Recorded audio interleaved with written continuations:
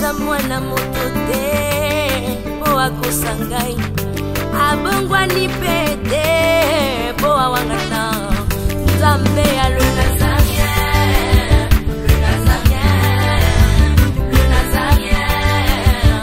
David Nzamba ayebana kitoko koma mokondima atako babakolaki mafuta na mosakolima lelo yayo bolingo ebateli le Nazarien lipamboli oyo emonanaka te mpeni mama kantelobi kolapie mapapu masopi mafuta tokokisitana elongo na nzambe oyo babenga na makomi Jésus aza mwana moto te po akosa ngai abongwani pe te po awangana nzambe ya le Nazarien, le Nazarien, le Nazarien. David Nzamba ayebana kitoko koma mokondima atako babakolaki. Shalom bandeko balandi à www.nazarien.com.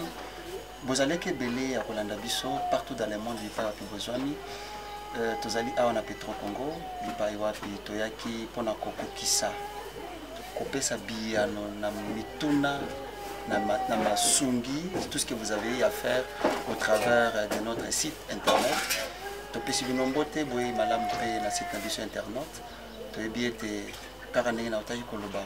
Nous sommes sur terrain aujourd'hui pour répondre à un besoin qui vous-même vous aviez voulu soutenir. Je pense, d'entrée de jeu, je tiens à remercier et que le Seigneur bénisse toute personne qui a fait un acte, qui a posé l'acte de pouvoir aider et soutenir la communauté, la société surtout congolaise. Tu as dit que vous êtes nombreux, voilà pourquoi sur ces micros, je ne suis pas seul. La tranche Nabino, il y a témoignage. Je ne suis pas seul. Nazana, pasteur Bruno Boaz, le prophète. C'est avec lui, n'est-ce pas, qu'on va essayer un peu de faire découvrir l'activité d'aujourd'hui. Et Maïnyo, au Salema, sur ces lieux, avec lui, beaucoup découvrir, puis beaucoup de Bani, Yango, Abongisaki. On peut essayer d'abord. Bonjour, prophète. Ah, bonjour mon bien-aimé. Malam Nangolo Nzambe a pambola ba auditeur yon surtout ya les Nazaréens. Pe a pambola chaîne ya les Nazaréens TV. Soki na zwami awa eza toujours na cadre ya musala na Nzambe ningi to sala ka. Tolobaka chaîne oyo eza pona lokumu na Nzambe. Apa kumu na Nzambe musala musuto sala ezate. Je crois la fois passée bolandaki comment maman Tiffany basalaki émission na lopango o toujours na bien aimé o azami pembe na bonjour bien aimé. Bonjour papa. Kombo ezaki papa nani? Frère Sami. Frère Sami basalaki émission na frère Sami oyo azalaki attaqué agressé par des kuluna et puis tolobaki deuxième opération oyo solinga kosala mabomoni lokolo ndenge da ejimné. Et puis, Bomoni état c'est vraiment critique et pitié. Tout le baki deuxième opération de salle maison nécessitait $5,500.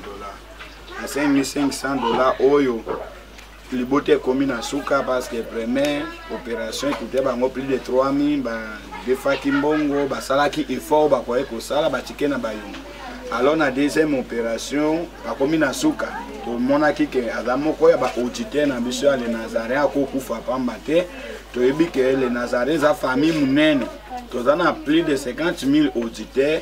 Puis bandeko bazakana volontaire kosunga musana nzambe obayebani bazali. Yango to beta kingunga ke soki ba volontaire bakoki kozwama bayeba bongo kosunga ndeko na biso Sami. Effectivement, nous avons na les Nazaréens, tout le monde a transparence. Parce que base na biso d'abord c'est la crête de l'Éternel.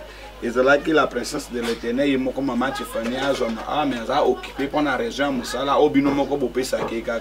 Masala ka doit répondre na besoin na bino potiché n'est pas moment. Les a devant na biso mu ya ba pasteur ko ya d'abord je suis le pasteur Oyo. Maman Tiffany a confié que dans les Nazaréens, ça a suivi à bien aimé dans la prière, mais bino bo assister peu financièrement pour opération sale. Toujours qui assistance, il y a 3 personnes. 3 personnes vont assister mibale moko aza na États-Unis atindaki mwana na ye mwana atindela biso $100 touti kozwa yango na Western papier na ngwango boyaki totanga kombo mosusu atindelaki biso $50 papier nango mpe yango oyo o mosusu abengaki ndeko na ya na Kinshasa apesa biso $100 mpo tosunga bien aimé en total $250 yango bomoni yango toye nango parce que tomoni na les Nazaréens tozalaka na transparence tosepeli mingi na lokola mosali ya Nzambe oyo bozalaka na confiance nalobi Nzambe apambola bino mingi na bonne volonté bosali soki bandeko mosusu mpe bakozwa volonté ya kosungaka mundele ndeko na biso bandeko mosusu basali to complete mbongo ekoka $5,500 koyoka na litoyi eza munene mais famille munene oyo toza nango famille Nazaréen tomoni ete eza nango mbongo munene te soki biso nyonso tosangange tokoyeba bongo kolongisa devant caméra na papier Western na mbongo oyo bapesaki yango oyo tozongiseli papa Sami na yebi te so papa Sami akoza na liloba moko po bazalaki mokolo wana assemble na mama même ndenge tozosola baza pe assemble na mama pe aza awa apesa bino mbote soki pe akoza na liloba moko akoloba to reconnaissance to pe remerciement epai na bandeko bacontribue pe message mpona ba oyo bazolanda ye lisusu papa Sami mbongo oyo bandeko bapesi yango mpo esunga yo première action esalemi yango. Merci. En tout cas, Nzambe amona moto nyonso contribuer na geste oyo. Les Nazaréens Nzambe amona bino na bolingo na bino na visite na bino oboyaki sabino bangaka ba découvrir ngai te. Yango naza reconnaissant vis-à-vis na mosabo ezali kosala. En tout cas Nzambe amona bino apambola bino. Moto nyonso ezali komona ngai tala etana komi nango. Naza père de la famille, naza gressé na bana kuluna. Vraiment portion salamaki. Deuxième resenga esalama esenga $5,500 puis que makoki eza te tosuki yango nde toleki na chaîne oyo Nazareth oyo esungaka bato. En tout cas botika ngai te ndeko nyonso akomona image oyo ayokelanga mawa apesa ata implice ya moke mpo ndeko na bino mobali basunga ye basala opération oyo ya deuxième pe. Merci, Nzambe apambola moto nyonso acontribuer la geste oyo na oyo na bapesi te Nzambe atouche motema na bango na kombo na Yesu Kristo Masiya. Merci. Avant tosambela mpo tokende tokotika maloba epa mama soki aza na eloko moko ya koloba comme ça alobi avant toprie. Bonjour baninga ya bolingo bana Nzambe nyonso ya chaîne Nazaréen na bolingo ya Nzambe ndenge bozosunga baninga oyo bazali kozwa pasi tala ndeko na bino ya solo azalaki atake na bana kuluna na miniti oyo ngai mama na bino mayeli ezalaki esesukaki lokola Bible ezali koyebisa biso ete ntango mayele ya moto esukaka nde ya Nzambe yaka yango mosali ya Nzambe prophète Boaz ayaki koasiste na kati ya pasi ndenge Bible elobi ete bolela na baleli bosepela mpe na basepeli amoni pasi ya moninga na bino oyo tolandaka chaîne Nazaréen ntango amonaki esali ye pasi yango abengaki bino ete bokita sur le terrain bamona balanse bililingi oyo bisika bino nyonso bozali monde entier mpo bomona ke moko ya bino na kati ya na bokristo c'est-à-dire mondimi moko tozali biso nyonso lokola corps moko c'est-à-dire na kati ya corps moko c'est-à-dire nani membre moko ezoki eza na pasi yango wana alasa bilili oyo ke mutu nyonso ayebaki na kati ya corps de Christ ya Nazaréen moko na biso azwi pasi tosunga ye biso nyonso tosunga ye na baide na lisalisi na lisungi oyo ezali komonana nde topesi merci na baninga bandeko oyo batutami na motema bonzambe oyo balanse première position ke moninga azwa moyen ya kozwa opération ya mibale naza na mingi ya koloba te nazali kosenga ka Nzambe abenir bino makasi asimba mitema na bino afeki bosunga ndeko na bino parce que ndenge azali bongo na butu alalaka te azolela pasi opération oyo efalaki eleka banda décembre tala lelo tokoti février opération eleki te bibende na kati ya nzoto ya moto eza limité ndenge munganga atiaki yango ezaki limité abaki falaki na décembre nde balongola décembre esili janvier esili tokoti février toyebi te conséquence nango à cause ya kozanga mbongo yango tokomi na eta oyo yango tosengi na bolingo ya bonzambe nzambe atuta mitema na bino oyo nyonso akosimbamana ata moke oyo bokopesa nzambe akosunga solution ekomonana yango napesi bino merci na kombo na yesu tokomi na suka maloba na nga epa na bino eza kaka ke tosunga ndeko na biso ye nzambe akopambola biso mama alobi fale baopere depuis mois de décembre ti lelo janvier esili ti benetike kati na nzoto ezosala malamu te comme ça toprie po toyeba kokabona yawe nzambe na dekamwa yo oyo epona chute ya le nazaréen po ezala bénédiction mpona bamboza pambola bayeba son tour bacontribue financièrement mpona réussite nzambe ya makambo oyo pambola mpe baza na volonté ya kosala menano basali te opesa bango mbongo bayeba kosala nzambe bapesi oyo eza teke bazangaki mbongo me bandimi bakontribue poti mwana abikisa pambola ye nzambe fungola baporte ya minene mpe ya okanja sala minene nzambe na libota lokolo ya mwana oyo bakokopesa mbongo nyonso le médecin par excellence ezayo jova rafa bikisa ye eservi témoignage mpo ete yozamala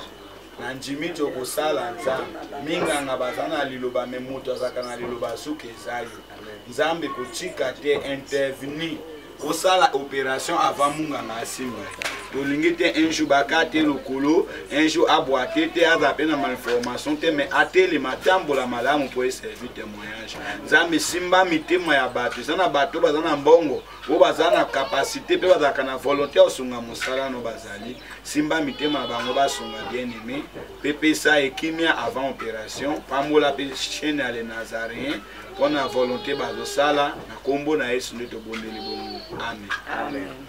Ya solo bandeko balandi toloba lisusu nini pamba te ozali bino moko kolanda comment l'œuvre s'est posée toyebi ke bozali ebele dans le monde ya kolanda biso si vous avez suivi en tout cas cherchons toujours à compatir tolela na bayebali kolela na ntango ya pasi tocontribue mpe lisusu toyebi ke ebele bozali koluka comment faire mpona kokomisa bamoyen na bino boyoki papa boyoki mama boyoki mpe prophète te moko alobi eloko moko tokosema na bino eza kaka ke si vous avez des moyens botinda soki otindaki nanu te tu as été touché vraiment par ce message tiens toujours à ce que tu envoies ça va vraiment nous permettre n'est-ce pas de sauver la vie de notre frère ekozala malamu makasi.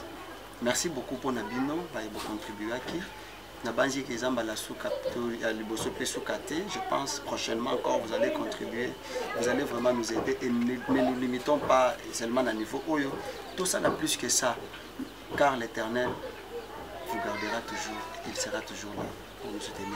Si vous avez vraiment suivi, vous avez aimé cette activité, dites alors merci d'abord à l'équipe du Nazaréen, en commençant par Madame Tiffany, le prophète Boaz, encore moins nous tous qui avons pris cet engagement de pouvoir faire des centres sur terrain pour que Moussala Oyo et Kende Liboso, to pesi bino merci, pe nzambe apambola bino, bipai wapi bozwami, shalom.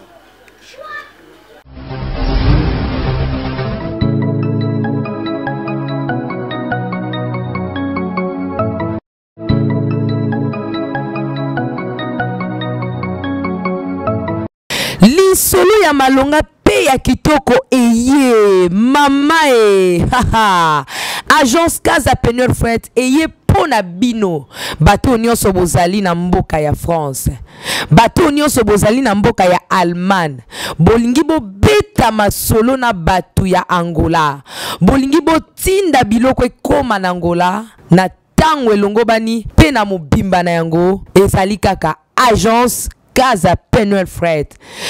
Tinda mbongo na yo to pe tindela bandeko mbongo na biloko na Angola na agence Penuel Fred. Eza kaka pona bato bazwami na France to pe na Allemagne nde bakoki kotinda na Casa Penuel Fred po biloko na bango koma mobimba na Angola. Yoka lisolo. Pour tout contact, appelez. Bienvenue à tous na Casa Penuel Fred. No comment.